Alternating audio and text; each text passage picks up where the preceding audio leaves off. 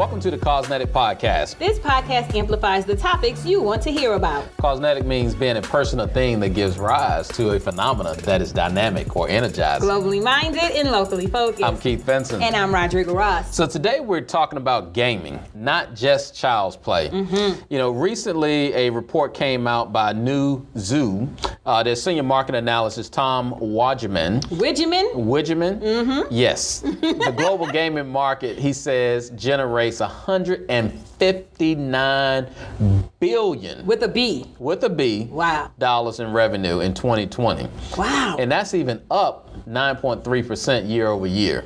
Gosh, that's a billion. That's incredible. Check this out, though. He says by 2023, it's going to go up to $200 billion. In revenue for something that has very few physical, right? Like spaces, it doesn't have like movie theaters or physical arenas just yet, and it's already crossing the 200 billion mark. Right. And so esports rivals that of traditional sports. So in 2019, the League of Legends World Championship Finals had 100 million unique viewers. Okay. Now you compare that to the Super Bowl 53, only had 98 million viewers. So you mean these were people watching other people play video games? Yes. Wow. But take a look at this. Now, in my household, my son, he doesn't like football. Okay. And so I sit down and I watch Super Bowl 53. And I'm watching a game on my big screen TV. Right. Now, he walks around watching other people play online game on his telephone. Now, to me, like, I don't get what he's watching. I don't get it either. I have to get what I don't get in order to understand that both have values, because when you say 100 million unique viewers watching this world championship, which is more than the Super Bowl, like I have to get that, right? That was pretty deep, though. You have to get what you don't get. That was philosophical right there. I've been working on that for a while. That's good. So when we talk about the YMCA is recognizing that, hey, we need to get into this space. And so our national office has created an RFP where they reached out to some online platforms so that they can see how is it that we can get into this game, because right now we are at this place that we can't get out a lot. Not a lot of people are coming in to sign up for programs. And so now here's this other real option, really that's been sitting out there for a long time. Yeah. But depending on your age and when you were born, yes, you may have had video games growing up, but not like the generation not like today. This. And so I will tell you, since the pandemic, you know, digital gaming and playing in that virtual space, it's not a fad, right? And we've learned probably in the last couple of years that this is not like a flash in the pan kind of thing. But since the pandemic, live entertainment, right, because of social distancing and we didn't have the ability to convene, live entertainment decreased by 50%, whereas online gaming went up in that same time frame. So yeah, Keith, you're right. We got to kind of wrap our heads around this whole gaming thing, because it's not going away, and it absolutely is going to be the new norm. It's going to be how you can interact with folks, how you can engage with folks, how you can offer stuff to people. You know, all this time I'm fussing with my baby boy, but I might have to rethink this. Like, he may be on to something. Okay, so let me give you something. Now, your son is what now? 13. 13, okay. So, then this one's gonna blow your mind. Last year at the Fortnite Championship, okay, a 16-year-old won it. Okay. That's cute. Okay. Now, you make a decent salary, right? A little bit. Okay, you and your husband combined, you know, in my household, this don't come nowhere near the $3 million purse. Wait a minute. The $3 million purse that this 16-year-old won. From playing Fortnite? From playing Fortnite. Okay, so two things. My son is a slacker. Now that where is his $3 million contribution to my household? And number two, I might need to go get on the sticks. And clearly, I'm in the wrong space. We've been talking about, hey kids, stop playing the game. No, I'm gonna change that. The $3 million. 16 years old. 16-year-old. A video. Wow. And so we can argue this space about, well, the kids are not getting activity activity, you know, but there is some good things that come out of this, right? Because 54% of American teens say gaming is their way of enjoyment and a time with friends. Yeah. And that looks a little bit different from maybe what we grew up with, which is go outside and play. Well, kids nowadays see online and where they can build friendships, where they can come a part of a team. There's some say that for the first time, kids playing online gaming, that's the first time that they've been a part of a team. Wow. And I will say that, you know, my son has the opportunity to talk with kids that he would probably never just meet because they're all over the place. They're not like right here where we live. They're everywhere. Exactly. And some of the cultural nuances that brings is really pretty insightful. You get to learn about all kinds of different people and where they live and some of the customs they have. That's pretty fascinating. Yeah, and so what they're saying is that whereas baseball was maybe known as the greatest pastime for America, for this generation, it's going to be gaming. You know, the American Psychological Association did a study, and they concluded that playing video games, including shooter games, and you know, parents have their opinions about that, but video games, including shooter games, can boost learning, health and social skills. It can strengthen a range of cognitive skills, and it can help them with spatial navigation, reasoning, memory, and perception. Like, there is some benefit to young people playing these video games. It's absolutely helping them build skills, some of those very same skills that academic courses are designed to help them build. And so when you think about gaming, it's also this pathway to education as well, I believe, because we hear locally here in Dallas, we have two universities, UNT Denton and UNT Dallas, University of North Texas, for those who are listening and not around here. But both of them offer scholarships for young people to play on their gaming team. So the same way they have a basketball team and a football team in college, they have a gaming team and they're offering scholarships. Collegiate level gaming team. Yes, and so I talked to the coach for the esports teams at UNT Dallas, and he said that they need a pipeline for players to recruit from.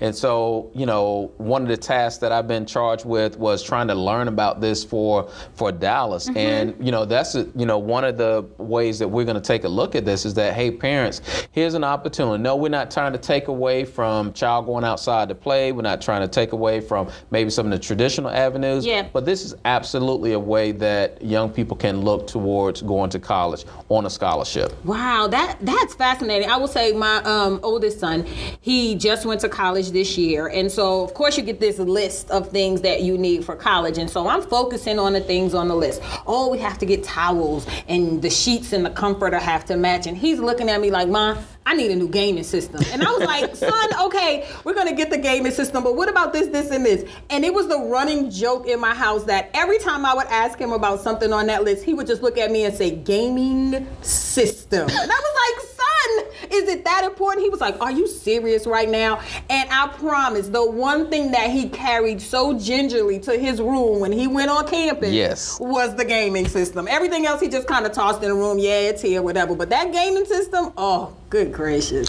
So with historically black colleges and university, they are getting into the gaming system, gaming leagues also. And so they partner with Collegiate Star Leagues, and there's some 2,000 schools and over 100,000 players that's going to start this 16-team HBCU esports league. Wow, 100,000 players. And guess who's leading the pack up in there? Oh, who? Hampton. Oh, yes, Hampton. HIU. I love it. I love it. Yes. They got a grant from Department of Homeland Security for $340,000 to help build their their esports curriculum there at the school. Of course they did, because Hampton University is the best HBCU And why ever. would you say that? Because I am a proud alumni of Hampton University. Thank you very much. The real HU for those Howard listeners that may be. Okay, I ain't gonna get into that one right there, but because Hampton is from a home state, I'm gonna go there with you. That's right. Come to the light. Come to the light. And so with Dallas ISD here in Texas, they're offering esports competition all across the board. So not only with the esports, what they're offering is job shadowing opportunity, mentoring opportunities. So it's more than just sitting here playing a game. Is that we really got to take this really serious now, because gaming, and when in terms of looking at revenue, it is producing money left and right. I mean, here in Dallas, we have Complexity and Envy Gaming. Those are two professional esports teams that a lot of the young people know about them and are attracted to them. And when we were open fully, they would host tournaments and stuff so that the young people can see their professional athletes play. Well, but just like anything else, right? You got to start making sure that you look at gaming and your young people's involvement in a much more holistic way, right? And so the World Health Organization has named video game addiction as a mental health disorder, right?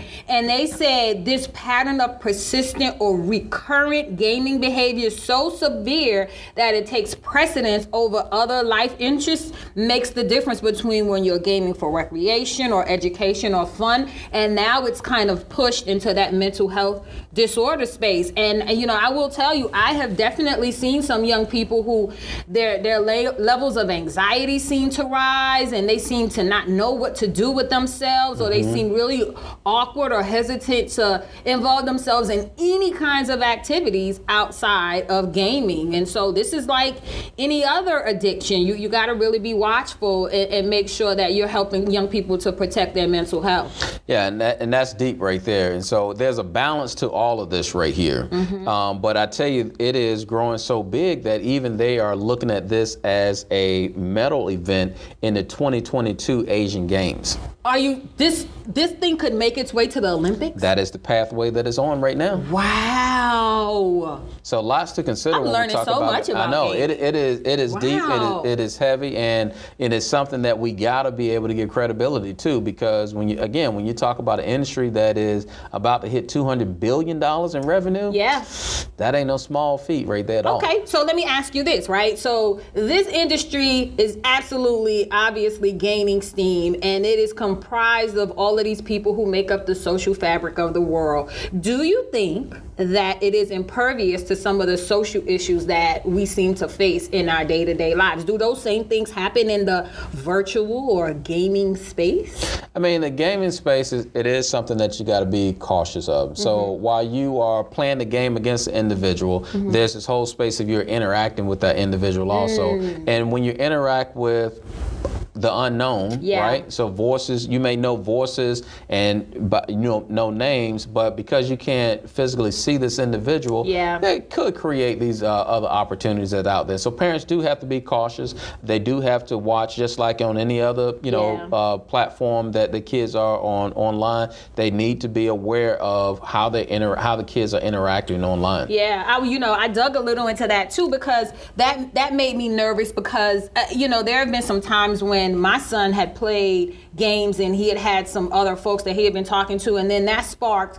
conversations, family conversations. Well, Mom, what about this? Or I heard that, or I don't see this, or I see too much of this in the games that I play. And there was a study done about racial representation in games in 2009, and they analyzed 150 of the most popular titles, and it said that Black characters comprised 10.7% of the characters, roughly on parity with the African American population, which was about 12.3% at that time. But only 2.7% of the characters were Latinx, but 12.5% of the representation in the United States at that time was Latinx. And then if you just kind of take out your sports games that are mimicking real people, like your NBA and your 2K, the number of Black and brown players are even lower. And so, what responsibility do we have to kind of hold these gaming industry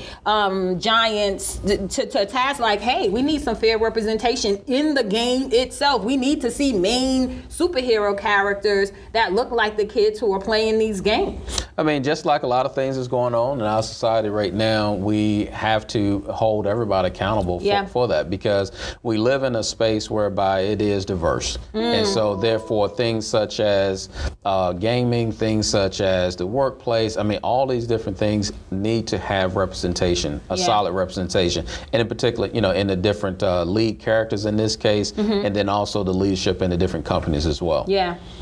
So gaming, I would have never thought. I'm gonna go home and talk to my son. He's gonna be so excited. He's gonna think I'm just so knowledgeable. I'm like, so he gonna ask me to play, and the jig's gonna be up, because he gonna realize I don't really know what I'm talking about. We know that folks who listen to the Cosmetic podcast is a generation that grew up at playing games, but not as heavy as the generation today. So we would love to hear your feedback on, you know, what do you think about gaming and the impact that it's making on our society. So you can go to ymcadallas.org/Cosmetic and leave us either an email or either verbal comment about your thoughts on gaming.